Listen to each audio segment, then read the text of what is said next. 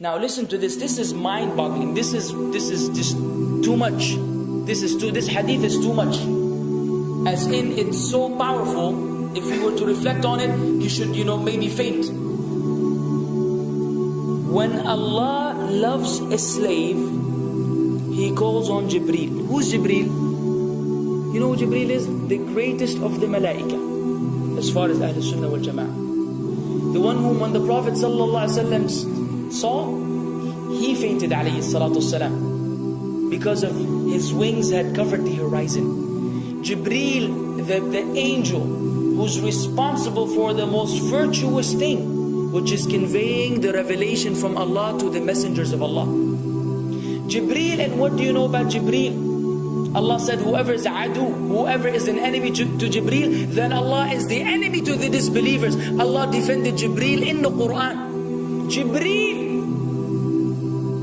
the one who took the Prophet ﷺ in Al-Isra al-Mi'raj, in the ascension to the heavens. Jibreel, the malak, which we don't know what to say about, because of his honor and his virtue in the sight of Allah. Allah will call on him to share with him the love which He has for you. Allah doesn't need to do this. He could not do this, but Allah likes to do this, so He does it. He says, I love Fulan. Now I want you to think that Fulan is you.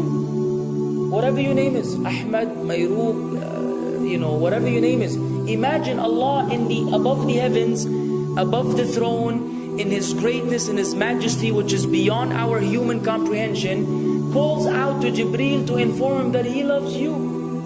And then only that, فَأَحِبَّهُ, then He commands Jibreel to love you also. So Jibreel now loves you. Allah and Jibreel love you. But it doesn't end there. Jibreel then will call upon the inhabitants of the sama. Who are they? All the malaika. How many? We can't even count. Trillions and trillions of malaika which Allah created beyond our, again, human comprehension. All of them are commanded simultaneously to love you. First Jibreel says, Allah loves Fulan, so now you have to love him. Then all of the angels in the heavens love you. Then Allah will place acceptance for you on earth. So people will love you. Not everyone. You may be saying, why do I have enemies? People who love the Sunnah will love you. The people who love Allah and His Messenger will love you. The people who are upon the correct aqeedah and methodology will love you. Other people may hate you because of a problem in them, not because of a problem in you. Because you may say, well, this fasiq, this evil, disobedient person doesn't love me. Don't expect him to love you. He loves people like himself. Who will love you? Righteous people. Righteous people. They don't know why. They don't even know why. You've never even given them $1 or a riyal or a pound. You've never done anything for them. Maybe you scream at them. Maybe you do other things. It's Allah. Why? Because Allah had loved you first, then Jibreel had loved you first, then the malaika loved you afterwards, then Allah put acceptance for you on earth, so people have no choice but to love you. We ask Allah to make us among them. Now what better than that? What else do you want? What else do you want? What? If you're a person whom Allah loves, in every movement you go, you do, you spray, you sleep, whatever you do, you are among those whom Allah loves and Jibreel loves and the angel loves. What else do you want, ya akhi? You're guaranteed success in this life and in the life to come. Guaranteed. No way Allah will punish you. No way. No way Allah will punish someone whom He loves. But the hadith doesn't stop. The hadith has a very saddening continuation, which we should seek refuge with Allah from. وَإِذَا أَبْغَضَ عَبْدًا, and if Allah hates a slave, He also calls on Jibreel. And He informs Jibreel that He hates this person. So He will command Jibreel to hate this person. Then Jibreel will tell the angels to hate this person. Then Allah will put hatred for him on earth. La ilaha illallah. Imagine you walking upon the planet, the face of the earth which Allah created, while Allah hates you, and the angels hate you, and Jibreel hate you, and the righteous people hate you. What a sad state for a human being. And ikhwan, we could be one of those as well. If you are prideful, arrogant, you are qualified for this hatred, because Allah does not love kulla mutakabbirin jabbar. Allah does not love the arrogant, the prideful. If you go against the sunnah, then Allah does not love those who go against the sunnah. If you don't observe taqwa, and you don't observe ihsan, and you don't observe tawbah and tatahur, then again we are disqualified. If you, many things which we can mention, many things which will bring about Allah's hatred and deprive us of Allah's love. It's a very sensitive situation, meaning right now, you have to be one of these two. Either Allah loves you or He doesn't. But there's always good news even for those people whom we can be amongst. It's not too late because you're alive.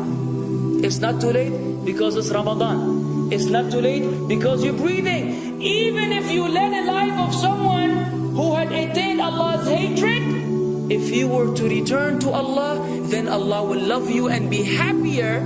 He will be so happy with your tawbah than a man who lost his mount in the desert. Upon it was his food and his drink, and then he waited under a tree for death, and all of a sudden he opened his eyes and he sees his camel or his horse or whatever that was right in front of him, and he gets so happy. He said, Allahumma anta abdi wa ana rabbuka. Oh Allah, you are my slave and I am your Lord. Kufr. He said a statement of kufr, but the Prophet ﷺ said, أَخْطَأَ مِنْ شِدَّةِ الْفَرَحِ. He made a mistake because he's so happy. You know when you're so happy that you may say things against what you want to say? When you're so happy that you just, you say words that mean nothing to anyone? Allah is happier when you return to Him than that person. What else do we want? For how long are we going to stay away from Allah? For how long are we going to lead the life of the heedless? For how long are we going to go against the sunnah? What are you waiting for? Death? Death. حتى إذا جاء أحدهم الموت قال رب ارجعون لعلي أعمل صالحا فيما تركت كلا. Until when death comes to one of them, you say, oh Allah, allow me to return so that I may do good in that which I left behind. And it will be said to him, no, it's only a word. إِنَّهَا كَلِمَةٌ هُوَ قَائِلُهَا. It's nothing but a wish and a word he will have. It will not be fulfilled. Let us not wait for death, ya akhwan. If each one of us here, by Allah, if each one of us here acted upon the sunnah, lived according to the sunnah, and invited people to the sunnah, and enjoyed what is good, and forbade what is evil, wallah, we will make a major change in the city in which we live. And if Muslims here and this all over the world had that same attitude, then we will change the condition of the whole ummah. So no enemy can come and play games with us. We will squash them, all of them. Because Allah will defend. إِن تَنْصُرُ اللَّهِ يَنْصُرْكُمْ وَيُثَبِّتْ أَقْدَامَكُمْ. If you aid Allah's deen, Allah will aid you and will keep your feet firm. But we don't even live according to the sunnah, let alone be given victory over the enemies. So we're being humiliated in everywhere we go in the world. So let us make that change. Now that Ramadan is here, now that you've been given this sudden inclination towards good, if we don't succeed, if we don't take advantage of this month, wallahi, we are losers.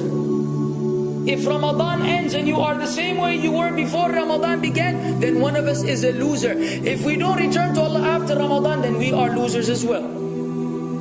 So tonight, bi'idhnillah, always on our mind, attaining Allah's love, acquiring Allah's love, fetching for the sunnah, and acting upon it whenever we're able to do so.